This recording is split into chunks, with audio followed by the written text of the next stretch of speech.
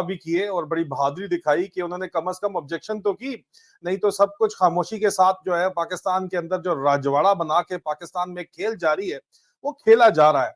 और उसकी मिसाल मैं वाज़े तौर के ऊपर आपको नजर आती है, मैं आपको दिखाऊंगा ये स्क्रीन पे, आपको जो है वो शोबाज शरीफ साहब जो है वो अपनी शोबाजियां करते हुए नजर आ रहे हैं। अब ये शोबाज शरीफ साहब की ये जो शोबाजी है, आप यकीन जानिए कि बंदे को देख के इतना शदीद जो है वो अफसोस होता है इनकी हरकतों के ऊपर। जरा सुनिए कि ये क्या कह रहे हैं और क्या सुना रहे हैं। ये कह रहे हैं जी सरकारी इदारे जो हैं उनको किसी भी तौर के ऊपर जो है ये इजाजत नहीं होनी चाहिए कि वो गवर्नमेंट के कॉन्ट्रैक्ट्स लें। ये फरमा रहे हैं शोबाज शरीफ साहब। इस वक्त आपको जो वीडियो नजर आ रही है उसके अंदर ये आपने क्लिप देखा ही होगा, काफी मशहूर क्लिप है, कोई इतनी खास क्लिप है कोई नहीं, लेकिन मैं चाहूंगा कि फिर भी आप इसको एक दफा देख लें और सुन लें। सुनिएगा क्या फरमाते हैं जी। नहीं नहीं गलत। How can a ministry compete in sir उन्होंने एक कंपनी नो नो बिल्कुल नहीं करेंगे इसको। आप drop this, go for fresh bidding. जो जो जिनका काम उनको साझे, मिनिस्ट्रियां कहाँ आ गई इस काम के लिए भाई? सर इसमें अगर आप ये केएमडी अगर आप एक्सप्लेन करें। Sir railway construction Pakistan limited state owned enterprise. कहाँ आपने सड़कें बनाई मुझे बताएं। सर हमने 25 ब्रिजेस बनाए हुए हैं। कहाँ? सर जैसे राशिद में खास का ब्रिज है, G13 का अंडरपास है, उसका ओवरहेड ब्रिज है, और इसके अलावा 1980 से ये कंपनी काम कर रही है। मैंने तो आज तक मैंने पंजाब में 13 साल काम किया मुझे। सर इन्होंने अपने कोड फॉर्मली सारी पूरी बिल्कुल मुझे ठीक है सर मॉर्निंग कल सुबह मैं इतना नहीं करता भाई। हुकूमतें कहाँ बन गई अपना ये ठेकेदारी काम? This is not job of the government. हुकूमतें कहाँ बन गई ठेकेदारी के काम में? जिनका काम उनको साझे, जिनका काम उनको साझे। मुझे प्रेजेंटेशन दे इस तरह नहीं होगा। तो जी मुझे प्रेजेंटेशन इस तरह नहीं होगा। ये शोबाज शरीफ साहब ने फरमाया एक इस्लामाबाद के अंदर। शोबाज शरीफ साहब से पूछे कि इतनी बड़े आप जो है वो चली ब्लासम अगर आप नहीं है और इतनी आपके अंदर अगर हिम्मत है तो फौज का कहां से काम आ गया? खेती बाड़ी करनी, गरीब किसानों का इस्तेसाल करना, कॉर्पोरेट फार्मिंग करनी, फौज का काम तो दिफा करना है। और दिफा तो फौज आपकी करण जोगी रह ही नहीं गई। और फौज का काम ये गाजर टिंडे मूलियां लगाना तो नहीं है। फौज को जाके बताएं कि आप अपना काम करें ताकि बाजोड़ में धमाके ना हो, ताकि कुरम एजेंसी जो है उसमें सुकून हो, ताकि बलूचिस्तान के अंदर जो है वो अमन आ सके, ताकि जो अगला प्लान मैंने आपको 30 जुलाई को बताया था कि बाकायदा तौर के ऊपर प्लानिंग की जा रही है। मैंने आपको वीलॉग में कल अकबर हुसैन के साथ बताया कि बाकायदा तौर के ऊपर जनाब मन प्लानिंग की जा रही है कि अगले साल इलेक्शन आना है मोदी जी का।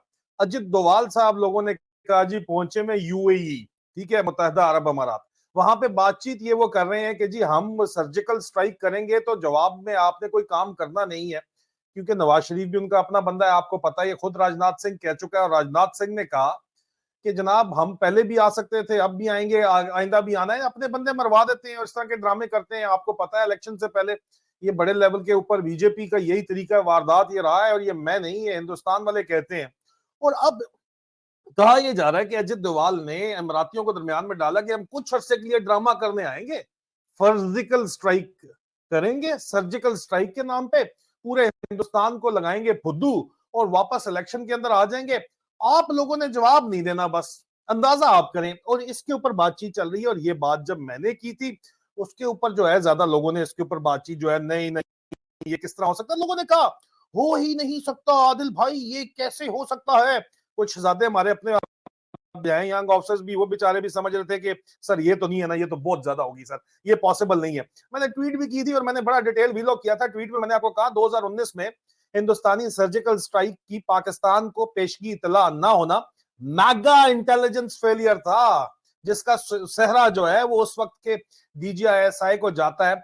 और इसके बाद आर्मी चीफ की कंपनी ऐसे नहीं टांग रही थी, एस्केलेशन लैडर जो जो बढ़ता जा रहा था, मिसाइल दोनों तरफ लगने शुरू हो गए थे, मत्थे पे पसीने आ गए थे बाजवे के, ठीक है। और ये पता नहीं किधर से जट उठा के ले आए हैं जो हमारे हमारी जो है वो पाक फौज को तबाह हाल करके छोड़ गया है और दरमियान में पीछे डिसीवर को छोड़ गया है। राजनाथ सिंह के हालिया बयान के बाद मोदी को जितवाने के लिए हिंदुस्तानी इलेक्शन से पहले अगला बड़ा सर्जिकल स्ट्राइक मुतवक्को है। ये बात मैंने आपके सामने 30 जुलाई को की, ठीक है। 2019 का डीजीसी आईएसआई का आईएसआई जो उस वक्त था, जो डीजी आईएसआई था 2019 में, जो मेगा इंटेलिजेंस फेलियर हुआ था, वो आज का आर्मी चीफ है। अंदाजा आप कर लें, अंदाजा कर लें आप हो क्या रहे अंदर में। फौज को इस लड़ने की जगह गाजर मूली टिंडे काश्त करने और गरीब किसानों का इस्तेसाल करने पर लगा रखा है। इंटेलिजेंस एजेंसियों को हिंदुस्तान की जासूसी के बजाय सियासी जोड़ तोड़ और कौम से बदमाशी पर मामूर कर रखा है। पिछली दफा तो जवाबी हमला करके इज्जत बच गई थी, अब की बार तो फंटास्टिक टी के भी हालात बनते नजर नहीं आ रहे। पाकिस्तान फौज के अफसरान भी पढ़े लिखे नौजवानों की तरह मुल्क से जिंदा भागने के चक्कर में है और तमाम चीजों से कतई नजर चाचू विस्की पार्टी में अपनी, जो चाचू विस्की पार्टी है, वो अपनी मस्तियों में मगन खाम ख्यालों में वक्त गुजार रही है।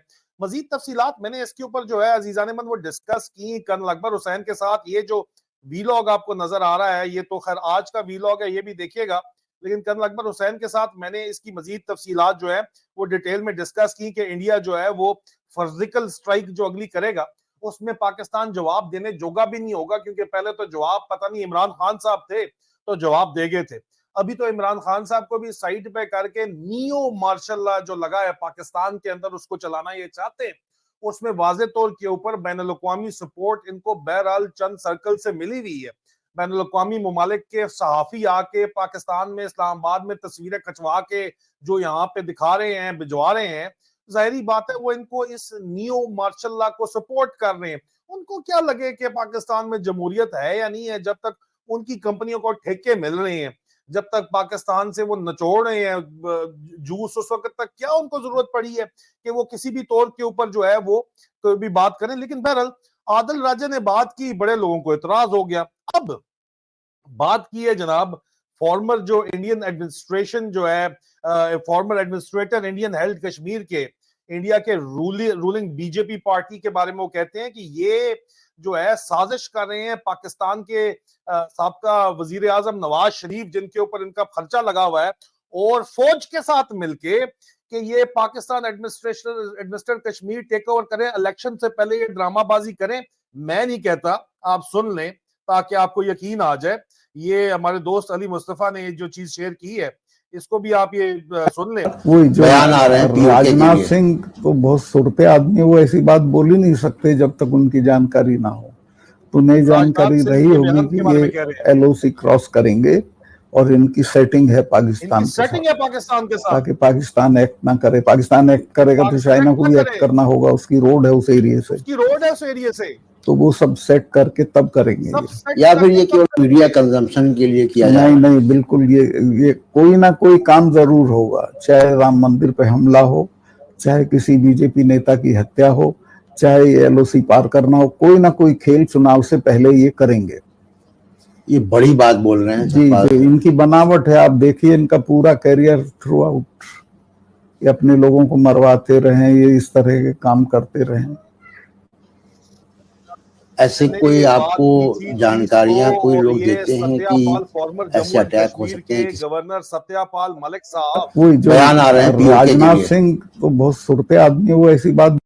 लो जी, सत्यपाल मलिक साहब ने कहा है कि राजनाथ सिंह तो जो है वो बड़े समझदार आदमी है, वो ऐसी बात कर ही नहीं सकते, इनका पहले से सेटिंग हुई है पाकिस्तान मिलिट्री के साथ। और 4 दिन पहले आसम मुनीर उधर ही बैठा हुआ था शेखों के पास, आपको अच्छे तरीके से पता है, वहां पे बातचीत चल रही है, मोदी ने वापस आना है, आसम मुनीर उनका चमचा और आसम मुनीर नौकर है नवाज शरीफ का।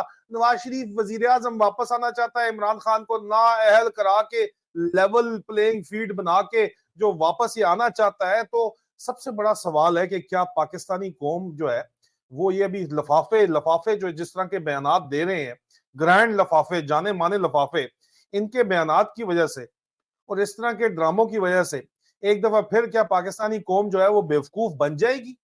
क्या पाकिस्तानी कौम जो है वो इतनी फजूल फुद्दू कौम है, आप लोगों को इतना फुद्दू समझते हैं लोग कि आपको इतना आसान है बेवकूफ बनाना कि आप वहां पे एक सर्जिकल स्ट्राइक होगी, पाकिस्तान वाले जवाब भी नहीं देंगे और वो वहां पे इलेक्शन जीत जाएंगे और पाकिस्तान की मिट्टी पलीत वहां पे करेंगे, देखो तुम्हारी औकात ही कोई नहीं है, और पाकिस्तान चुप करके सुनेगा। पाकिस्तान का मीडिया उस पर बहस नहीं करेगा क्योंकि वो मीडिया फुली कंट्रोल्ड है। और साथ साथ इमरान खान को जो नाअहल करने ये तोशाखाना केस के अंदर जा रहे हैं, तो अजीजान मन तोशाखाना केस की हकीकत मेरा जो गुज़िश्ता वीलॉग है।